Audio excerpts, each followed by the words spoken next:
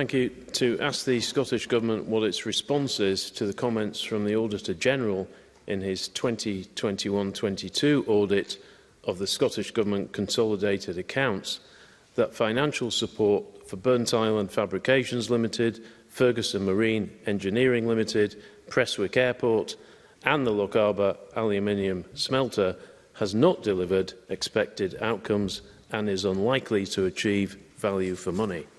Minister Ivan McKee. The Scottish Government's financial support of those businesses is ongoing, and it therefore isn't possible to make a full assessment of the final outcomes or value for money at this point. Where a business faces difficulty that cannot be addressed by a market response and the business is critical to the economy or is a long-term strategic asset, we will rightly consider options for support. The Scottish Government will continue to work with these businesses to deliver value for money for the public purse. Graham Simpson. Well, that wasn't really any kind of answer. If we look at Ferguson Marine, the Auditor General says this: during 2021-22, the Scottish Government wrote off £52 million from the capital value. The value of vessels 801 and 802 in the consolidated accounts was £78 million. So far, as we know, the cost of building them has been well in excess of £200 million for vessels that are worth £78 million. That gap's only going to get wider. So does the Minister believe that is value for money? Minister Ivan McKee. The steps we have taken to preserve commercial shipbuilding on the Clyde for now and future generations and to maintain that strategic asset in Scotland's economy, we believe is hugely important. Certainly the workers and the communities that are employed in Ferguson's would think so, and certainly those who value the importance of Scotland's commercial shipbuilding assets would think that was the case too.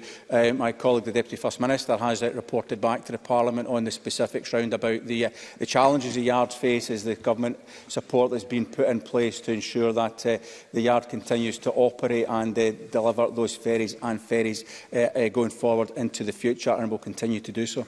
Supplementary, Willie Rennie. The Minister does seem very casual in response to losses of hundreds of millions of pounds in these various industrial interventions. So has the Minister learned anything from these episodes and these losses? And if so, can he tell the Chamber what they are? Minister. Well, I think Willie Rennie should have a look at the assets that are in play. DL is still operating, employing a significant number of people, producing steel and keeping Scotland's steel production in play. Lochaber continues to operate. The smelter is operating very successfully, as is the hydro that's part of that site. Again, continuing to employ hundreds of people on that site. We are glad that we made those interventions back in 2016. And we've now had 6 or more years of continuous production and employment as a consequence of that, paying tax into the Scottish economy, supporting local communities, keeping those strategic assets in play. I don't think we've got anything to apologise for there. As I've indicated in my previous answers on this very subject, of course Government will step in where, as I've said, there is a strategic asset to be kept in play or something that's of importance for Scottish economy, by virtue of the fact that, by its very nature, those are situations that the private sector has declined to support. Then Scottish Government is, of course, taking itself into a situation where there's a risk of things not working out as we would all hope that they would. But I think that on balance, much of that has been successful and continues to be so. A supplementary, Paul Sweeney.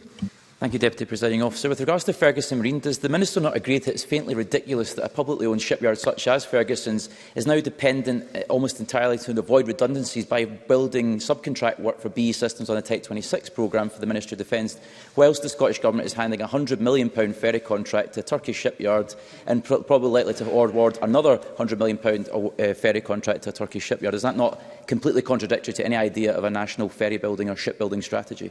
Minister. No, it's not. We make the decisions on where we're going to place work based on criteria that are in place. We make decisions on supporting and working with strategic assets to ensure that they continue to operate, and we work with and encourage other partners across the sector and beyond to cooperate where it makes sense to make sure that business is flowing into different operations and supporting employment and the future of the sector as a consequence. Thank you.